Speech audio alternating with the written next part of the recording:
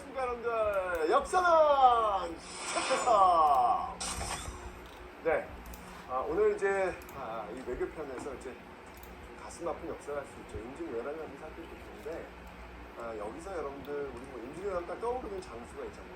이수신, 그죠? 금, 신, 전선, 상유, 11. 지금 시대. 전선이 오히려 12척이 있습니다. 유명한 문구가 있는데 이 문구 알고 여러분들 진짜 또 유명한 문구가 있어요. 일본이 처음 쳐들어왔을 때 국내 부산이죠. 복내성 전투에서 전사하신 송상현 대통령께서 이 복내성 전투에서 정말 끝까지 싸우신 분인데 일본이 문을 열어라. 그럼 뭐 너희들 뭐 목숨만은 부지할 수 있지 않겠냐 라고 이야기했을 때 그들에게 이 글자를 적은 하는 대항지죠. 그 글자가 뭐였냐면 전사이 가도난이라는 전사이 가도난. 내가 싸워 죽는 것은 쉬울 수 있으나 너희들에게 이 길을 내주는 것은 어렵다. 하면서 끝까지 싸우셨다. 전사하신 그 송상이라는 장군이 꼭 기억되지 않을까. 어떤 그 공직자, 내가 어떤 그 위치, 내가 무엇을 해야 되는 것인지, 나는 지금 무엇을 하고 있는지 늘 기억하고 살았으면 좋겠다는 생각이 들어요. 송상현 장군도 내가 해야 될 일은 이 국민성을 지키는 것, 이게 자기가 할 일이라고 생각합니다. 그래서 그들이 문을 열라 했을 때 전사이 가도난이라는 문구로 가도하죠. 이런 모습 보면서 늘 그렇습니다. 내가 하고 있는 일, 나는 지금 무엇을 하고 있는지 물어볼 수 있는 그런 시간을 가져볼까 생각하면서 시작해보도록 하겠습니다.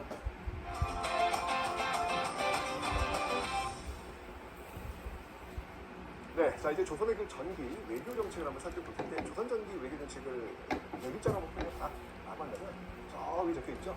4대 도리 이렇게 설명을 드릴 수가 있겠습니다. 자, 4대라고 하는 것은 뭐냐면 섬긴다는 뜻이죠. 큰 나라를 섬긴다라는 건데 이 4대라는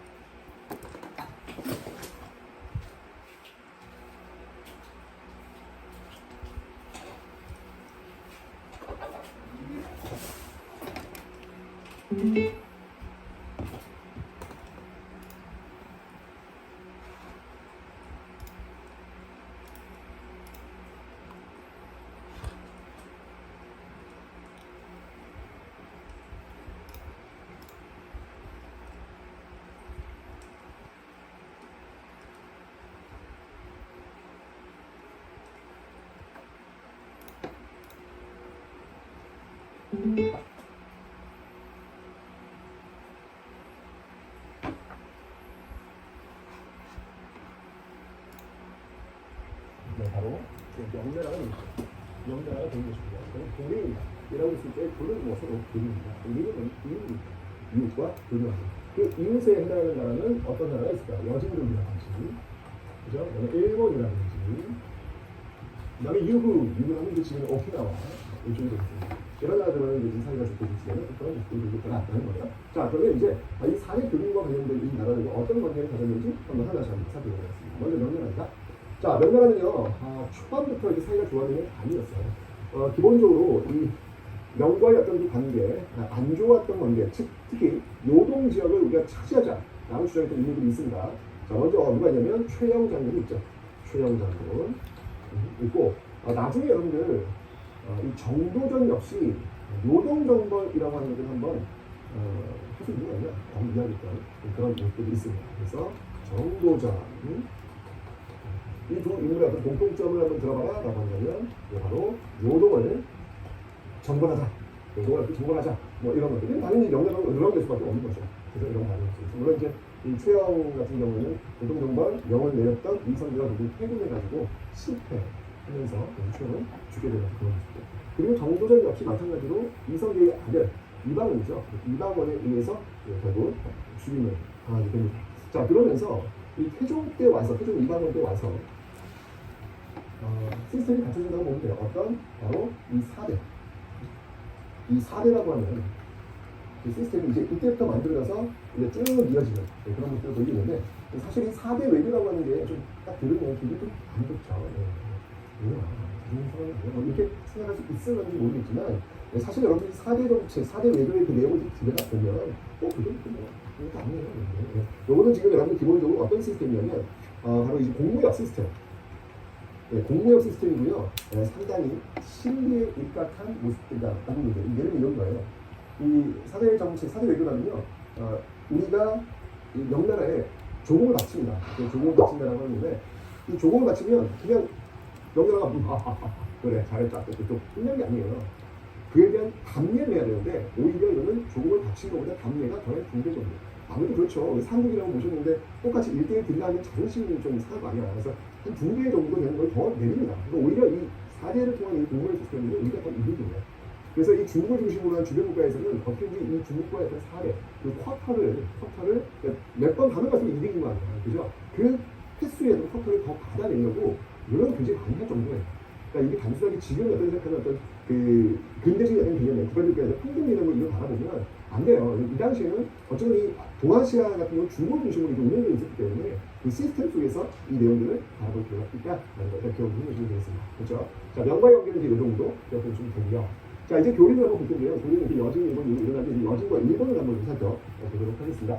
자, 먼저 여러분들 여진과 일본 다 비슷해요. 강경책과 온건책을 병행해서 지금 쓰고 있다. 강경책과 온건책을 병행해서 씁니다. 자, 먼저 강경책입니다. 강경책을 딱 혼내준 거예요. 딱 때립니다. 이 사군 육지는 괜찮은데 사군이 없냐면요. 사군, 요시요. 그다음에 육지,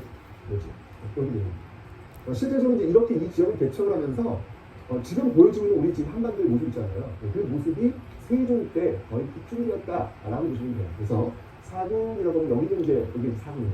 사군, 그러니까 사군, 그리고 여기가 육지인데 이 사군에 파견되었던 그 장수는 누구냐면요, 최윤덕이라는 장수. 여기는 최윤덕. 파견해서 이 사군을 개척하고요. 육지는 바로 김종선. 김종선을 파견해서 이쪽도 개척하고 있는 모습을 있습니다. 이렇게 사군 육지를 개척을 하고 있는데 중요한 건 뭐냐면 사군 육지 개척에서 이제 끝나는 게 아니라 또 여기 이제 이렇게 개척해서 우리가 땅을 얻었어, 확보했어, 또 끝난 거 아니에요. 그게 저기에 사람이 살아야 돼요.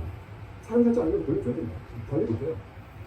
그러니까 여러분들 왜 그 고려 시대 때 여진족이 자꾸 이렇게 막 흥기하니까 인관이 병무관을 조직해가지고 너무 구성을 확보한다는 거예요. 그리고 돌려줘요. 이건 거의 관리 못해요. 사람이 살아야 돼요. 그래서 이 사육지를 개척하고 여기를 관리하기 위해서 어떻게 하냐면 이사, 이 남쪽 지방에 있는 사람들을 강제로 이사시킵니다. 그래서 이걸 뭐라면 사민정책이라고 해요. 사민정책. 자, 사민이라고 하는 건 백성을 이사시키는 정책이라는 얘기죠. 사실은 이게 말이 쉽지 여러분들 자기 살는데 갑자기 저 추운 그쪽으로 가라는 거야. 얼마나 힘든 상황입니까? 그죠? 그럼에도 불구하고 이 세종께 그런 것들을 좀 원활하게 잘 해결하지 않았을까 생각이 들고요. 그 다음에 또 이제 어떤 그러한 뭐 이점을 주기 위해서 원래 여러분들 앞에 배웠죠? 지방과는 여러분들 그 지역 사람이 될 수 없잖아요. 이건 뭐라고 하죠? 상피들, 서로 피한다 라고 했잖아요. 그런데 이 지역은 인정이 돼요. 그 지역 출신들. 여기 좀 이렇게 뭔가 좀 이렇게 그러니까 이거 뭐 좀 이제 이점을 주는 거예요. 이점을 주는 거예요. 그게 뭐냐면 바로 토관제도라는 겁니다. 토관제도. 그 토착이면 그냥 관리를 그냥 안 치는 거예요. 너 그쪽 출신이면 해 그냥. 이런 어떤 모습들을 통해가지고 이 사고 육지 이 지역을 좀 계속해서 안정적으로 유지하는 어떤 그런 의지 이런 것들이 있다라는 것 기억하시면 되고요.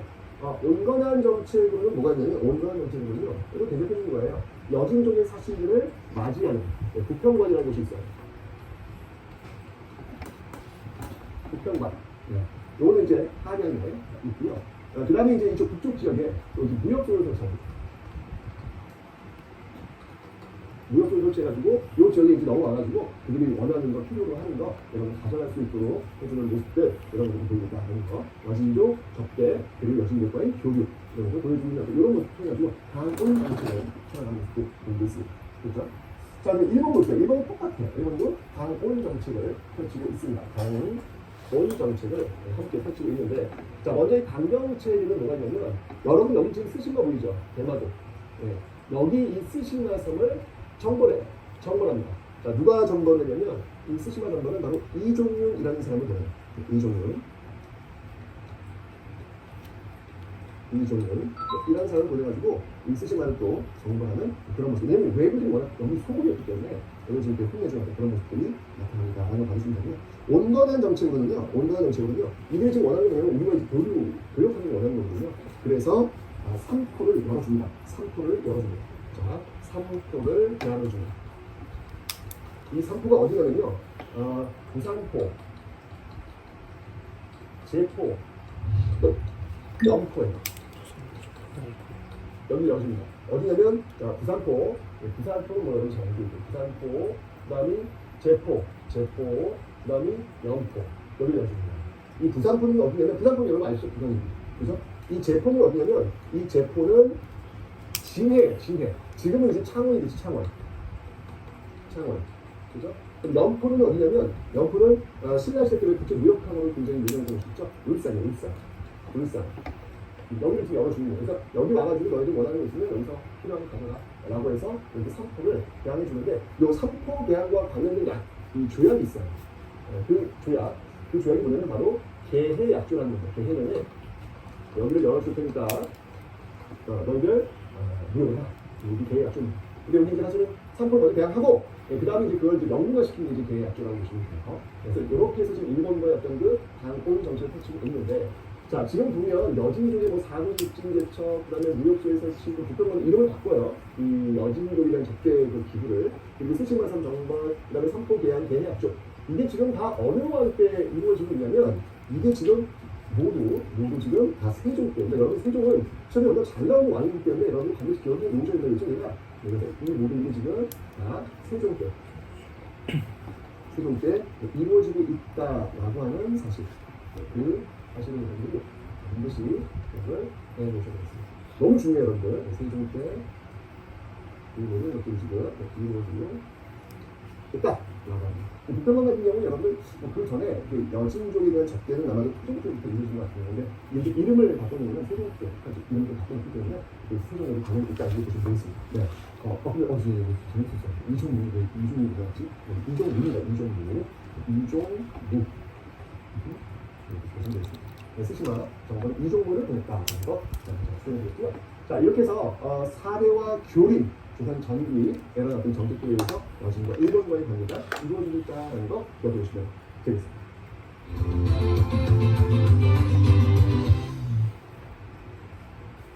자, 이렇게 해서 좀 안정화가 된 어떤 그 15세기의 모습 아는데요.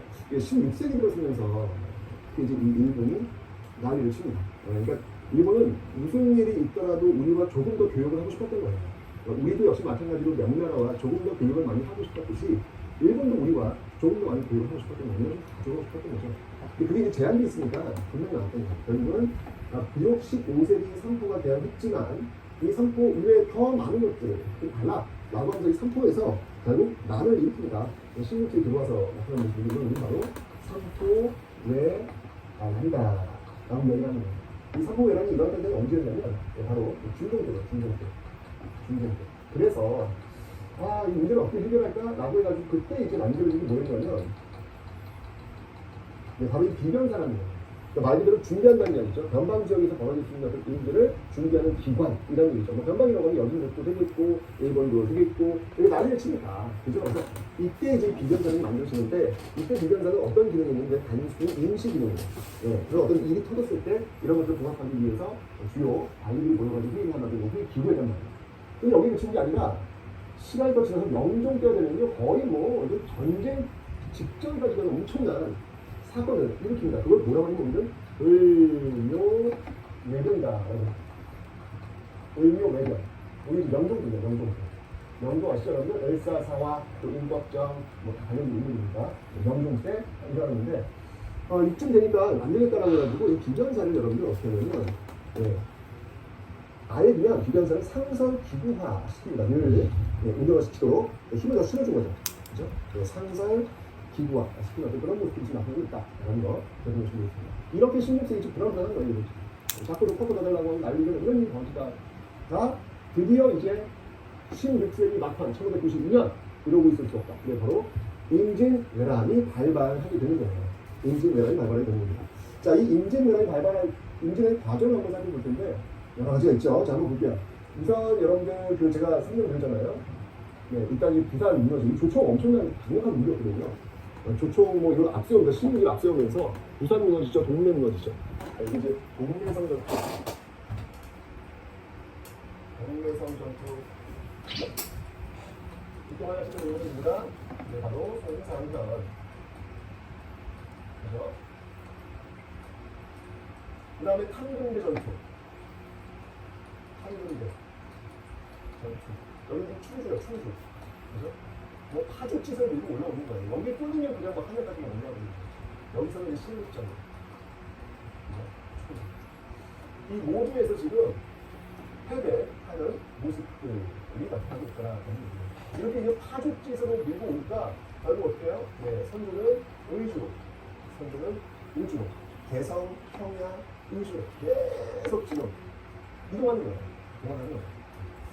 뭐 여기에서 이제 또뭐 이런 일들이 있죠. 아, 그 이런 공방을 하지? 사실은 분명히죠. 백성들이 아니 지금 장례를 끌는데 우리 대표 지금 누가 뭐야 이분이 지금 우리 부모처럼 여긴다는 걸 왜 무전해? 라고 그 분노가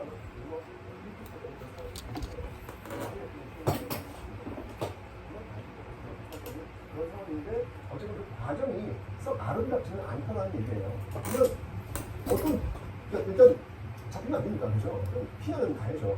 근데 피난을 갈 때 그 지역민들을 어떻게 할 거든 플랜이 좀 있어야 되는데 그게 전혀 없는 거예요. 일단 그냥 내 목숨 문제 살고 보자 이런 식으로 그냥 가버리다 보니까 그냥 백성들은 그냥 내팽개쳐진 이런 모습들면서 그걸 이제 많이 먹게 되는 그런 모습이 나오게 되는 겁니다.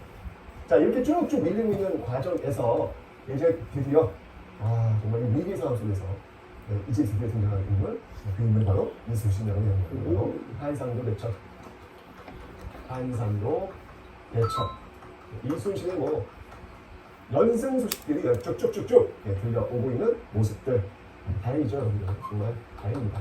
이순신의 어떤 그 활약 또 있었고요. 그 다음에 이제 또 진주대첩 이거 정말 눈물겹게 끝까지 맞서싸웠던 진주대첩 일단 이제 김신희 그죠? 김신희 장군의 진주대첩 이런 것도 있을 겁니다. 그리고 이제 이 의주로 갔던 이 선조가 명나라한테 SOS를 원하려고 그래서 조명연합군이 결성이 되어서 맨 처음에 좀 많이 힘들었지만 끝끝내 결국은 평양성을 함락을 하게 됩니다. 평양성 함락. 평양성 함락. 요게 이제 평양성 함락이 이제 조명연합군에 의해서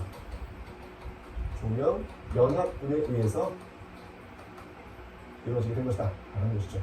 특히 이제 이 북쪽 쪽에서 지금 이쪽 평안도 지역에서 평양성이 탄환되었고 또 이쪽 함경도 지역에 또 의병들이 또 활약을 많이 해요. 그 대표적인 어떤 전투였다면 바로 북관대첩이라고 있습니다.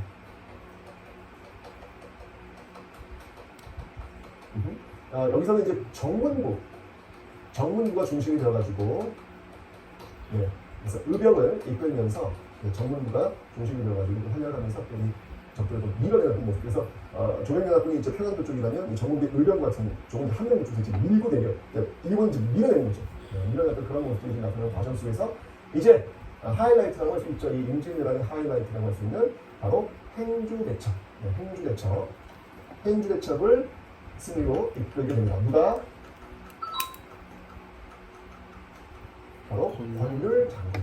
권율 장군이 또 행주대첩에서 큰 승리를 얻게 되더라라는 거죠. 우리는 그래서 여러분 여기 있는 이 한산대첩 그리고 내려와서 이 진주대첩 그리고 행주대첩 이걸 우리 뭐라 그래요? 임진왜란 3대첩 임진왜란 3대첩이다 라고 얘기를 하고 있죠. 일단 그렇게 보시면 되고요. 그 다음에 여기 지금 의병이 있잖아요. 의병. 우리가 또 의병에 대해서도 한번 좀 기억을 좀 해야 될 것 같아요. 의병.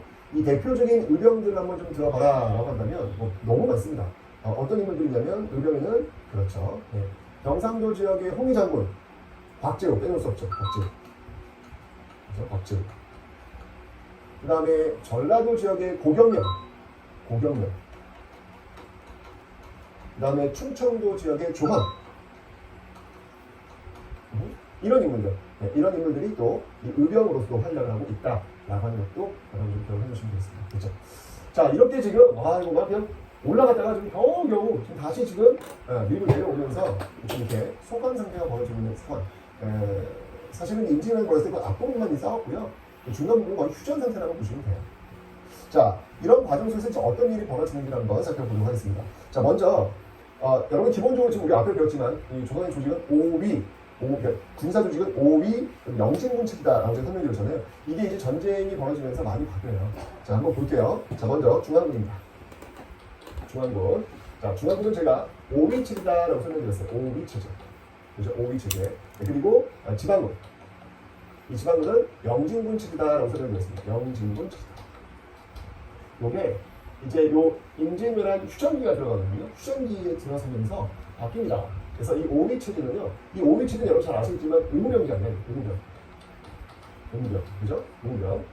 의무병이었는데 요게 이제 임진왜란 거치면서 이거 문제가 있는 거다. 왜냐면 이 5위 체제 속에서 의무병 체제 속에서 사람이 포민력이 굉장히 빠진단 말이에요. 그 지역을 지킬 수가 없는 거예요. 그러다 보니까 이렇게 일본이 미국 들어왔을 때 아주 쉽게 물었다는 얘기죠. 그래서 안 되겠다.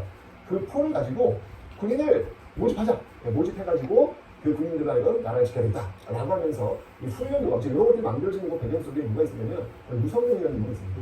유성룡. 이런 어떤 그 많은 변화들 속에서 유성룡이라는 인물도 여러분 좀 기억을 해보시면 되겠습니다. 이런 어떤 그 변화의 과정 속에서 이런 변화의 과정을 주도했던 그런 인물이 바로 유성룡. 유성룡 하면 여러분 뭐가 있어요? 진기록. 그죠? 네. 요 어떤 그 변화의 과정에 여러 인물들이 있다는 교통심이 있습니다. 그래서 훈련무감이 나오는데요. 이 훈련무감은 이제 5분형의 출발점이래요. 이 조선 전기가 5위 체제였다면 조선기는 5분형 체제가 되거든요. 그 5분형의 스타트, 5분형의 출발점, 이게 바로 이제 훈련무감이다 라고 보시면 돼요. 이 훈련무감의 가장 큰 특징은 뭐냐면 바로 앞에 있었던 그 의무병이 아니라 바로 직업군인으로 이제 바뀐다는 거예요. 직업군인. 네. 백성들이 폰을 내면, 군인들 안 가듯이 폰을 내면 그 폰을 가지고 이 군인들을 대체하는 월급을 주면서 나라를 지키려고 하는 그런 것들이 나타나고 있다는 얘기죠.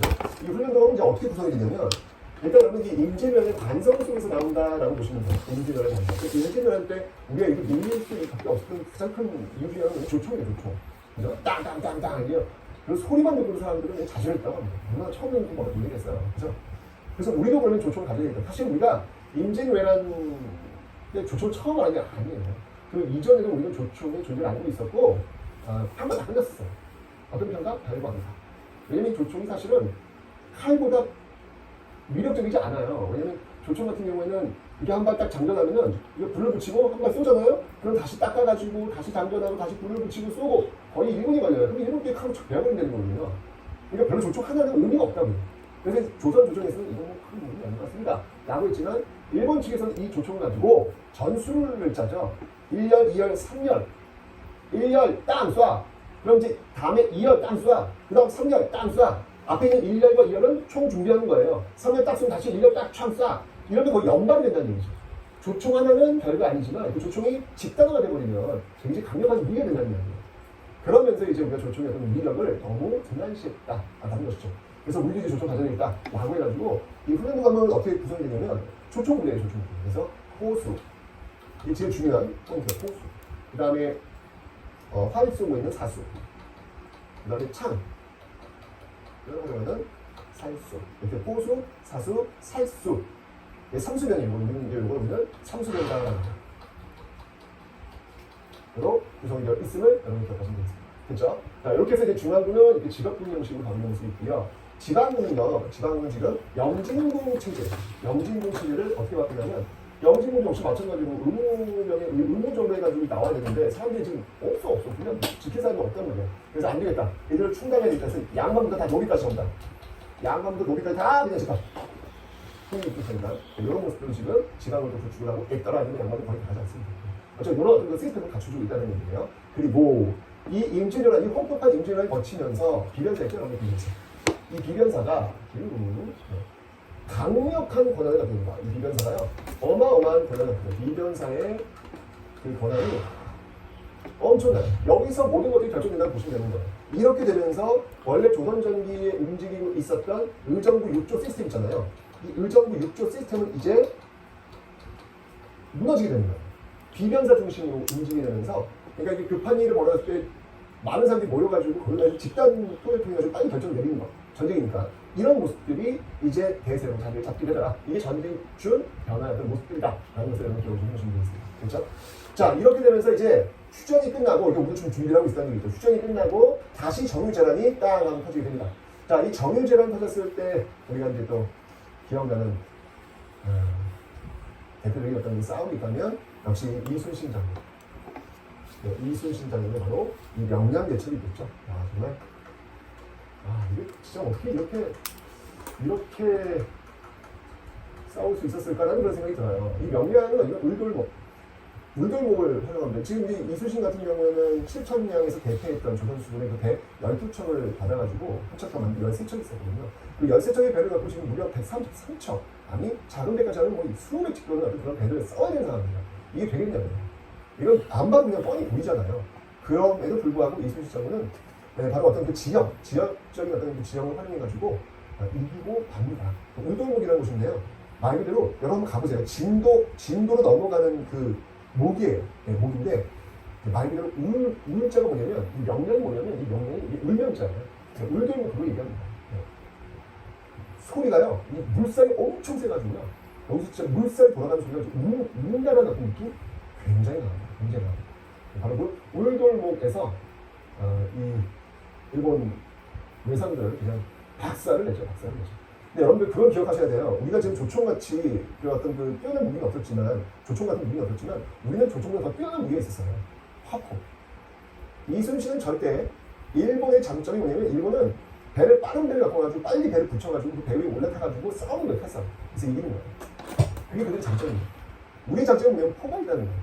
우리는 묵직한 파도 쏘면서 그 포를 줘가지고 꽉 때린다는 얘기예요. 그 포를 갖고 싸우면 되는 거예요. 그래서 이순신 저도 백금장을 났습니다. 일정한 거리를 주고요. 포 때리면서 이기는 어떤 모습들. 싸워서 이기는 것이 아니라 이겨놓고 싸우는 게 바로 이 이순신 전략이다라는 거 봐주시면 되겠습니다. 그래서 명량에서 아주 대승을 거두게 되는 모습들 있죠. 그렇지만 이제 결국 마지막 싸움이라고 할 수 있는 이 물량이죠. 물량에서 결국 전사하는 그런 모습들 보여드립니다.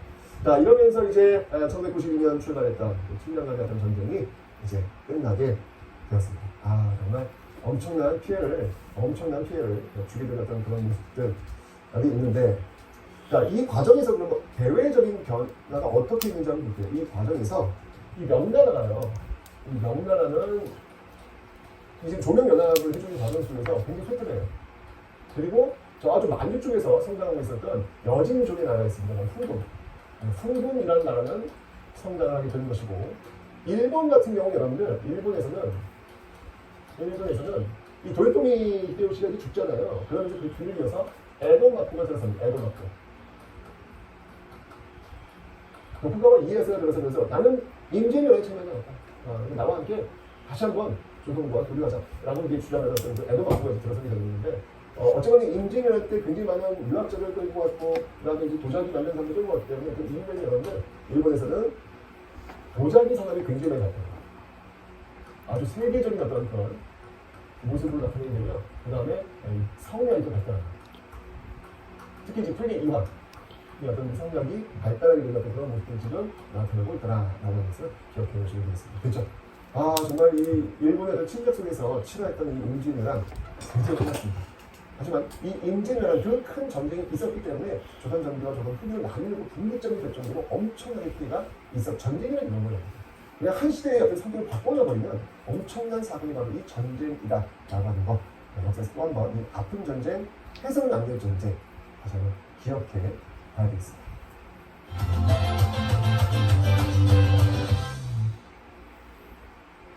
자, 이 임진왜란 과정 속에서 왜 여러분들 선조가 개성을 그리고 평양을 그리고 의주를 향한 그 피난길 모습 있죠? 특히 평양을 떠날 때 야, 이거 큰일 났다라고 하면서 부랴부랴 이 광해군을 세자에 책봉하게 됩니다. 아이고 그 이전에 정철이 그 세자 책봉하자마자 그 난리를 쳐가지고 그죠? 정철이와 이제 서인들이 다 날아가는 그런 모습도 있었잖아요, 그죠? 예. 그러면서 이제 또 동인당이 다시 불임과 나뉘는 난리 된다 뭐 그런 얘기가 있었잖아요. 근데 이제 와서 이제 드디어 그죠? 난리가 나니까 광해군을 세자에 책봉하고 있습니다. 자, 그 과정에서 그러니까 임진왜란 과정 속에서 세자가 책봉되었던 이 광해군 결국 선조의 뒤를 이어서 왕위에 오르게 됩니다. 이 광해군이 왕위에 올랐을 때 한 일들 중에 하나가 뭐냐면 지금 임진왜란의 결과 지금 이 국제 정세가 좀 급변하고 있다는 이야기예요. 명나라는 지금 쇠약해지고 있고 후금은 지금 굉장히 성장하고 있는 모습들. 근데 이 과정 속에서 명과 후금이 싸우네. 그렇겠죠. 예, 누가 승리할 것에 싸우겠죠. 그때 명나라가 이제 도와달라고 얘기를 해요. 도와줘. 우리 함께 후금을 치자 얘기합니다. 자, 어때? 이게 지금 그 이전에 여러분 임진왜란 때 명나라 우리 도와줬잖아. 그죠? 도와줬잖아. 근데 이제 명나라가 도와달래. 그럼 도와줘야 돼, 나라도. 도와줘야죠. 네. 의리! 도와줘야죠, 의리. 근데 여러분, 이거는 인간 대 인간, 사람 대 사람과의 어떤 관계에서 당연시되는 인지상정이고요. 이게 국가 대 국가의 관계가 되면 조금 더 고민을 해봐야 돼요. 이게 과연 국익에 부합한 거냐? 국익에 부합하면 해야 되겠지만, 단순히 의리 때문에 도움을 준다라고 하는 거는 조금은 고민해볼 여지가 있다는 말이에요. 여러분들 우리 앞에서 왜 진흥왕 성왕 아시죠? 네, 진흥왕이 결국 배신 때리고 한강지역 차별하면서 신라 상주통일의 토대를 쌓아놨던 거 국익을 위해서는 그렇게 배신해야 되는 거거든요. 여기 마찬가지로 지금 이 광해만 봤을 때 명이 지금 굉장히 약하게 있는 어떤 상황인데 이거를 지금 여기서 확보를 명이 줄 섰다가는 나중에 어떻게 되거든요. 대책이냐. 그래서 명이 도움을 달라고 했으니까 일단 군대를 보내긴 해요. 보낼 때 그 군대를 이끌고 있는 이 당원님을 불러요. 그래서 당원님을 불러서 적당히 한번 그 때를 좀 살펴보라고 이야기합니다. 이게 지금 과연 우리가 이게 몸 맞추면서 우리가 다 이 군사를 다 죽여가면서 싸워야 되는 어떤 상황인지 아닌지를 잘 보라고 이야기했죠. 결국 이 강홍이군요. 투항합니다. 이 후금의 투항을 하게 되는 모습들. 와, 근데 여러분 이게 난리가 난 거예요. 당시 어떤 그 유학자들, 당시 그 신하들은 어떻게 이럴 수가 있단 말이냐. 우리가 지금 임진왜란 때 정말 다 무너지고 다 폐기할 수밖에 없었던 그 조선을 다시 세워준 나라가 명나라인데 제조지은 우리를 다시 만들어준 그 명나라인데 어찌하여 우리가 이렇게 명을 배신할 수 있겠단 말이야. 난리가 나요. 그런 또 과정 속에서 이 광해군이 보여줬던 또 도덕적인 결함도 있었죠. 왜냐면 자신의 동생, 그렇죠? 자신의 동생 영창대군을 진산, 죽이죠. 그리고 그의 어머니 인목대비, 여자는 어머니예요. 그러니까 계모예요, 계모. 이 인목대비를 또 폐위시켜 버립니다. 이런 어떤 그 도덕적 결함, 이런 결함과 바로 이 제조지은 명분에 맞지 않는 이 외교적 선택, 이것이야말로 탄핵사이다라고 본 거예요. 결국 이것 때문에 이제 인조 반정으로 광해군은 축출이 되는 것입니다. 되는 거예요.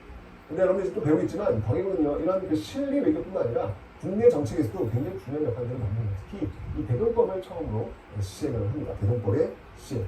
이거는 많이 가진 사람을 세계보다 많이 일하는 거예요. 방남의 폐단, 없애기 위해서 대동법을 시행했고, 그 다음에 바로 이때 이 백성들을 위해서 독립을 워낙 이 전쟁이다 보니까 다친 사람들, 아픈 사람들이 많을 거 아니에요. 그죠? 이 독립보감을 또 이때 하주를 통해가지고 단행하는 모습들이 나타나고 있다가 한 겁니다. 자, 이때 이 광해군의 어떤 모습들이었지만 결국은 이제 물러나면서 인조반정이 벌어지고 있더라. 자, 이 인조반정 때 이 광해군을 쫓아냈던 그 집권 세력이요, 바로 서인입니다. 서인. 네. 그러니까 그 정철과 함께 무너졌던, 정철이 어떤 광해군 승대 축복으로 무너졌잖아요. 그죠? 똑같단 말이에요. 전쟁 터지면서 이 광해군과 함께 움직였던 당은 북인당이에요. 북인당. 그런데 인조반정을 통해서 그 북인당이 이제 축출되고 다시 서인당이 집권하게 되는 그런 모습을 보이고 있다는 거죠. 여기는 명확합니다 지금. 친명배금. 친명배금. 명나라와 친하게 지내고 바로 이 오랑캐 이 후금과 사이 후금을 대척하자라고 하는 친명배금 정책을 지금 취하고 있더라라고 하는 거 기억할 수 있습니다. 근데 이 과정에서 여러분들 인조반정 이후에 어떤 그 농공 행상 있잖아요. 그 농공 행상의 그 불만을 품은 이관이 중심되어가지고 또 이 인조를 또 흔들어 놓기도 합니다. 네, 그게 바로 이제 이괄의 난이라는 거예요. 이괄의 난. 이괄의 때 이 인조가 여러분 공주권이 피신이라고 합니다. 네. 이제 농공 행상에 대한 불만. 이 반정, 이런 불만이 원인이 되어가지고 결국 일어났던 사건. 자, 이렇게 뒤숭숭한 모습들이 있었는데. 어쨌든 이 친명 배금 정책을 취하다 보니까 근데 막 후금이 가만히 있겠는 거예요.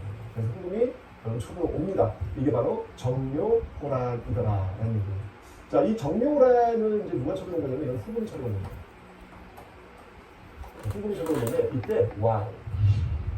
이때 이 인조가 어디로 피신을 가냐면 강화도로 피난을 가죠.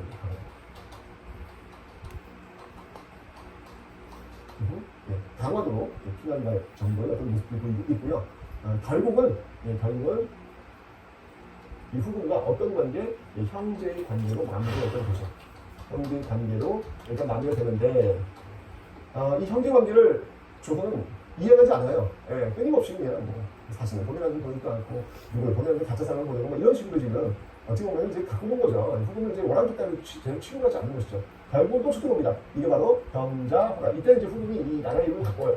더 커졌죠. 바로 청이라는 나라 이름으로 바꿉니다. 자, 이러자 어디로 피난가냐면 바로 남한산성으로 피난가요. 왜냐면 방어를 막아놨어요. 정량을 다 피난을 해주기 때문에 이 청량을 바로 막았습니다. 남한산성으로 피난을 가고요. 여기서 이제 항전 47일간의 항전을 하게 된 것이죠. 이때 대표적인 인물이 바로 이 최명기와 김상우, 주화파와 주전파의 어떤 그 대립 구도. 이게 참 역사라고 하는 게 참 아이러니하죠. 최명기, 김상우. 당시의 시선을 본다면 이거는 여기서 싸운다고 하는 건 있을 수 없는 일이에요. 이길 수가 없거든. 그렇다면 여기서 빠르게 이제 수습하는 것, 이게 굉장히 중요한 그 역할을 최명기가 해요. 그런데 이후 역사에서는 최명기보다는 이 김상을 끝까지 항전하지 않았던 이 김상을 더 많은 점수를 주고 있다는 사실. 이러면서 이제 뒤에 이제 세부 가면 안동 김씨 뭐 이런 모습이 쭉 이어지고 있는 게 좀 이런 배경에서 나오게 된다는 것이죠. 결국은 이제 끝까지 싸우지 못하죠. 나와요. 나오면서 결국 삼전도에서 굴욕적인 3대 삼전도에서 항복을 하게 됩니다. 머리를 조아리고 행복하게 그런 모습들을 보여주고 이러면서 이제 병자호란이 끝납니다. 그리고 이제 광해군 때 여러분들 여기 지금 일본과 지금 외란으로 지금 외교가 끊겼잖아요. 광해군 때 다시 관계를 회복합니다. 이 회복하는 걸 뭐라고 하냐면 오늘 기후약주라는 거예요. 그러니까 기해약주는 앞에 세종 때 일본과의 어떤 그 교류를 이야기한 것이고 기후약주는 다시 일본과의 어떤 교류를 하겠다라는 얘기죠. 이건 바로 이제 국교 재개. 국교를 재개하는 모습들. 그래서 이후에는 통신사를 다시 재확인하는 이 모습들이 나타나고 있더라. 자, 여러분 이렇게 해서 임진왜란과 이 병자호란이 끝났어요. 와, 이 어마어마한 전쟁. 이 두 차례 전쟁은요, 정말 이 조선 사회를 송두리째 바꿔 놓기로 합니다.